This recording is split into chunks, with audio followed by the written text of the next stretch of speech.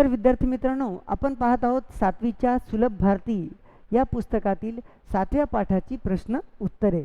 आणि प्रश्न आहे 7वा.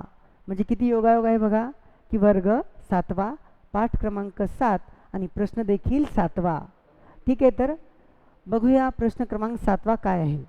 बघा, पुढील वाक्यातील शब्दयोगी अव्यय आपल्याला अधोरेखित करायची आहे. बघा, आता आपल्याला खाली काही वाक्य दिलेली आहेत आणि त्या वाक्यामध्ये काही शब्दयोगी अव्यय आपल्याला दिलेले आहेत. तर आपल्याला काय करायचं आहे, त्यांना अधोरेखित करायचं आहे. कशाला? शब्दयोगी अव्ययांना. कशाला अधोरेखित करायचं आहे? शब्दयोगी अव्ययांना. आता पुढे बघू. बघा, आमच्या शाळेसमोर वडाचे झाड आहे. आता यातला शब्दयोगी अव्यय कोणता आहे? तर समोर हा जो शब्द आहे तो आहे शब्दयोगी अव्यय. तो काय आहे? शब्दयोगी अव्यय. आता पुढे बघू. मुलांनी फुगेवाल्याभोवती गर्दी केली. बघा, वाक्य काय आहे? मुलांनी फुगेवाल्याभोवती म्हणजे त्याच्या सभोवताल गर्दी केली. तर भोवती हे काय आहे? भोवती हे देखील शब्दयोगी अव्यय आहे. आता पुढे बघू. आमचा कुत्रा मला नेहमी मित्राप्रमाणे भासतो. बघा, वाक्य काय आहे, की आमचा जो कुत्रा आहे तो मला नेहमी कसा वाटतो? मित्राप्रमाणे. याच्यातलं शब्दयोगी अव्यय कोणते आहे? तर प्रमाणे. अशा प्रकारे आपल्याला हे शब्दयोगी अव्यय सांगता येतं. आता पुढे बघू. देशाला देण्यासाठी तुमच्याकडे 10 मिनिटे वेळ आहे का? तर बघा, हे एक वाक्य आहे आणि या वाक्यातली शब्दयोगी अव्यय आपल्याला अधोरेखित करायची आहेत. जसं की देशाला देण्यासाठी हा शब्द काय आहे? हा देखील शब्दयोगी अव्यय आहे. तसंच तुमच्याकडे, कडे हा शब्द देखील शब्दयोगी अव्यय आहे. अशा प्रकारे आपल्याला शब्दयोगी अव्ययांना आपण अधोरेखित केलेलं आहे. आता बघूया तोंडी परीक्षा काय आहे ते. तोंडी परीक्षा.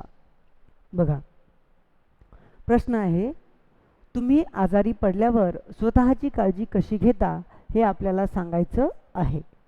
सांगा बरं, तुम्ही आजारी जेव्हा पडता तेव्हा तुम्ही स्वतःची काळजी कशी घेता? ठीक आहे, तर आता पुढे बघू. कुटुंबात कोणी आजारी पडल्यावर तुम्ही काय करता? बघा, जर तुमच्या कुटुंबामध्ये कोणी आजारी पडलं तर तुम्ही काय करता ते तुम्हाला सांगायचं आहे. आता पुढे बघू. प्रकट वाचन. त्याच्यामध्ये काय आहे, की तुमच्या पुस्तकातील प्रश्न क्रमांक 24 वरील सारे हसूया या विनोदाचे प्रकट वाचन करा. बघा, आपलं जे पुस्तक आहे की नाही त्याच्यामध्ये पान नंबर 24 वर सारे हसूया या शीर्षकाखाली एक विनोद दिलेला आहे. तर तुम्हाला त्या विनोदाचं प्रकट वाचन करायचं आहे. म्हणजे तो दुसऱ्यांना वाचून सांगायचा आहे. आता पुढे बघू. वेगवेगळ्या विषयावरील घोषवाक्य व सूचना फलकांचे प्रकट वाचन करा. की वेगवेगळे जे विषय आहेत त्या विषयावरील घोषवाक्य आणि सूचना फलक यांचे आपल्याला प्रकट वाचन करायचं आहे. तर बघू आता. किंवा दुसरा एक आपल्याला एक कृती दिलेली आहे. बघा, की कृती काय दिलेली आहे, की आपल्याला एक संदेश तयार करायला सांगितला आहे. चला तर बघू. आता आपण संदेश तयार करूया. बघा, दवाखाना व दवाखान्याच्या परिसरात अनेक पाट्या असतात, त्या वाचा. त्यावरील मजकूर पुढील रिकाम्या पाट्यांवर लिहा. बघा, या ठिकाणी आपल्याला रिकाम्या पाट्या दिल्या होत्या, त्यामध्ये आपण तो मजकूर लिहिलेला आहे जो की दवाखान्यात पाहायला मिळतो. कोणता? शांतता राखा, हो की नाही? आपण जेव्हा कुठल्याही दवाखान्यामध्ये जातो तेव्हा त्या ठिकाणी हा संदेश आपल्याला पाहायला भेटतो. किंवा जनरल वॉर्ड, हो की नाही? तर अशा पाट्या आपल्याला त्या ठिकाणी वाचायला मिळतात. आता बघू प्रश्न क्रमांक 3, की ज्यामध्ये आपल्याला चर्चा करायची आहे. बघू नेमकं काय आहे या ठिकाणी. बघा, पाठामध्ये दुखणेकरी हा शब्द आलेला आहे. दुखणेकरी म्हणजे सतत आजारी पडणारी व्यक्ती. बघा, या ठिकाणी दुखणेकरी हा शब्द या पाठात आला होता. तर त्याचा अर्थ काय होतो बरं? दुखणेकरी म्हणजे सतत आजारी पडणारी व्यक्ती. दुखणेकरी या शब्दाचा अर्थ काय होतो? दुखणेकरी म्हणजे सतत आजारी पडणारी व्यक्ती. आता पुढे बघू. काही वाक्प्रचार आणि म्हणी आपल्याला दिले आहेत.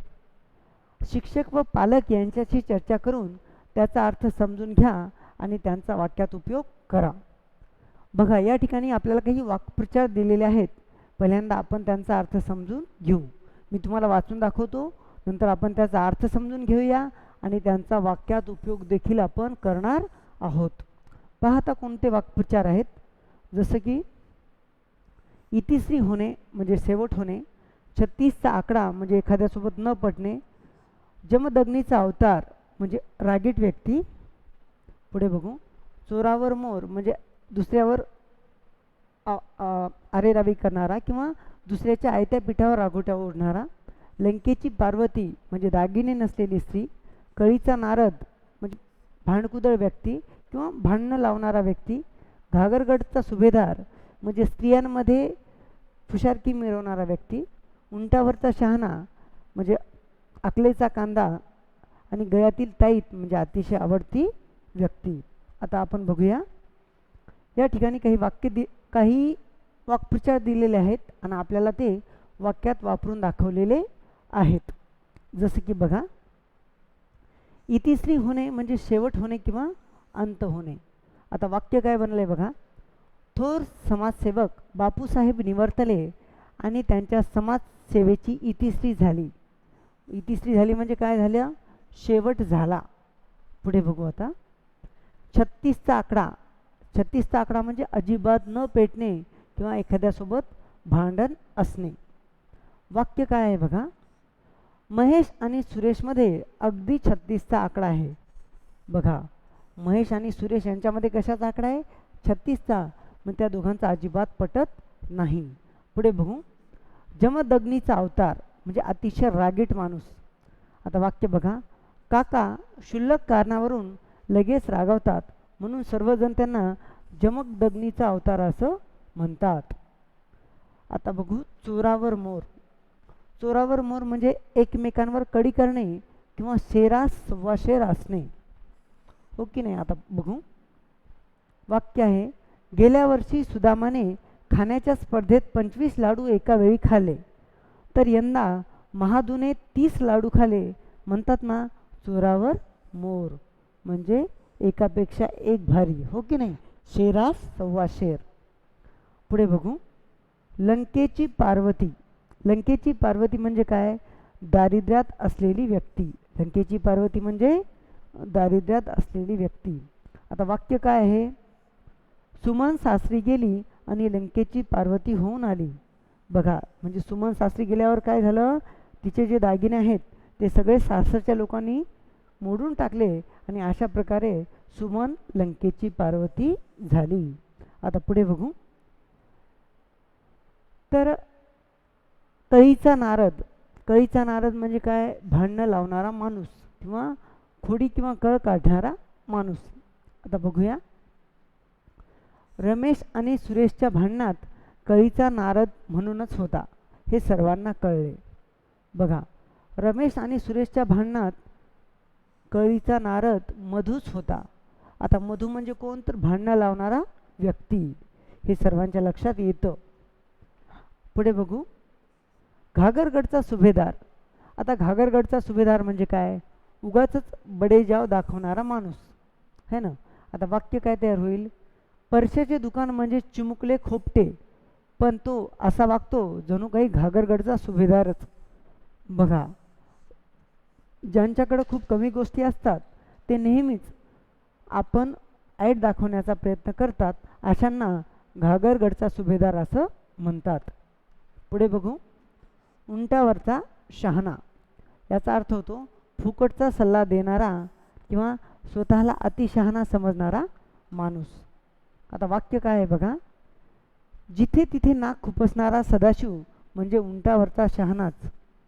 बघा, काही माणसांना नको तिथं नाक खुपसायची सवय असते, त्यांना आपण उंटावरचा शहाणा म्हणू शकतो. आता बघू नवं वाक्य, गळ्यातील ताईत म्हणजे अतिशय आवडणारी व्यक्ती किंवा अतिप्रेमाचा माणूस. बघा, वाक्य आहे, राजूला ताईसमोर काहीच बोलू नकोस, तो तिच्या गळ्यातला ताईच आहे. बघा, हा जो राजू जो आहे की नाही, तो ताईच्या गळ्यातला ताईत असल्यामुळं कुणीतरी अशी सूचना करत आहे की ताईसमोर त्याला काही म्हणू नकोस, कारण तो ताईच्या गळ्यातला ताईत आहे, म्हणजे ताईचा तो अतिशय आवडता आहे, हो की नाही. आता बघूया उपक्रम. उपक्रम काय आहे, चला तर बघा. उपक्रमामध्ये आपल्याला दिलेले आहे की मराठी भाषेत विनोदी लेखन करणाऱ्या लेखकांची व त्यांच्या साहित्याची शिक्षक पालक यांच्या मदतीने यादी करायला सांगितलं आहे. तसंच आपल्याला काही विनोदी गोष्टी वाचायला आणि वर्गात सांगायला देखील सांगितलं आहे, हो की नाही. आता पुढे बघू. पडू आजारी ही कविता वाचा. बघा, एक कविता आहे, त्या कवितेचं नाव आहे पडू आजारी, तर ती तुम्हाला वाचायची आहे. बघा, उपयोजित लेखनामध्ये काय सांगितलं आहे, आपली समस्या आणि आपले उपाय. पाठ्यपुस्तकातील पृष्ठ क्रमांक 26 वरील चित्र पहा आणि संवाद वाचा. विचार करून पुढील प्रश्नांची उत्तरे सांगा. कोणता प्रश्न आहे तर बघू. नदीचे पाणी कशामुळे प्रदूषित होते. उत्तर काय आहे की माणसांच्या वाईट सवयींमुळे नदीचे पाणी प्रदूषित होते. शहराचे सांडपाणी नदीत मिसळते.